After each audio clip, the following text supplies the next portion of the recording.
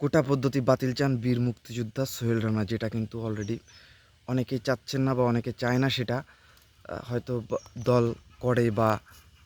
দলের বিপক্ষে গিয়ে কিছু বললে হয়তো তারা লাইমলাইটে চলে আসতে পারবে, তাদের নিয়ে হয়তো মানে দল থেকে সুযোগ সুবিধা পাবে না হয়তো, এরকম এই কারণে আমরা দেখছি যে অনেকে পোস্ট করছে না। এটা নিয়ে শাকিব খানের নামও আসছে, প্লাস শোবিজের অনেক আর্টিস্ট তারা কোনো কথা বলছে না, কিন্তু কিংবদন্তি বীর মুক্তিযোদ্ধা সোহেল রানা সাহেব তিনি ফাইনালি মুখ খুললেন এবং তিনি এই বিষয়ে তার একটা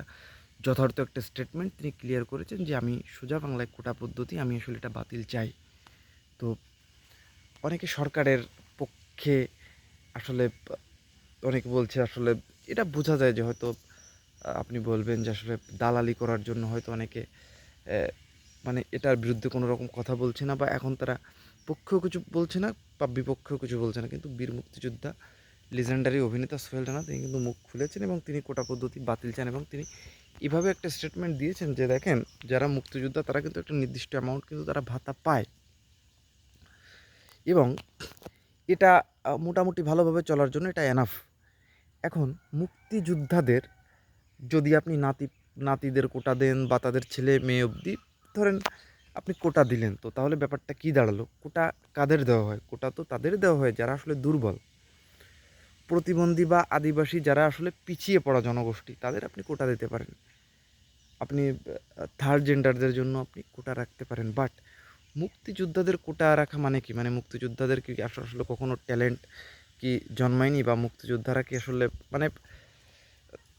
কোটা দেওয়া মানে তাদেরকে কিন্তু ছোট করা। আপনি যদি বাস্তবিক অর্থে আপনি যদি বোঝেন যে কোটা আসলে কেন দিতে হবে কোটা,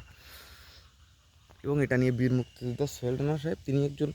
মুক্তিযোদ্ধা, এটা নিয়ে কিন্তু আপনারা সবাই জানেন যে তার মতো একজন মুক্তিযোদ্ধা তিনি কিন্তু দেশ স্বাধীনে গুরুত্বপূর্ণ ভূমিকা রেখেছেন এবং সেই মানুষটি কিন্তু মুখ খুলেছেন যে আসলে আমি চাই না এটার মানে বিরুদ্ধে আমি যে এই যে মানে আপনারা কোটা দিচ্ছেন।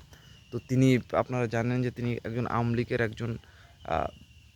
মানে সক্রিয় আওয়ামী লীগ তিনি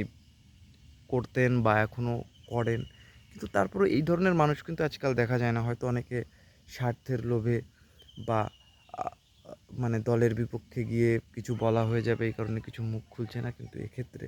আপনারা যদি দেখেন যে সোহেল রানা কিন্তু, এবং এটা কিন্তু সর্বস্তরের যত শিক্ষার্থী আছে সবার দাবি এটা, আপনি কয়জনকে ঠেকাবেন এবং শিক্ষা সমাজ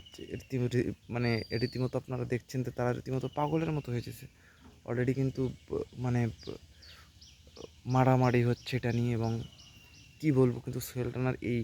দৃষ্টান্ত অবশ্যই নজির রাখবে ইতিহাসের পাতায়। কেউ যখন মুখ খুলছে না তিনি খুলছেন।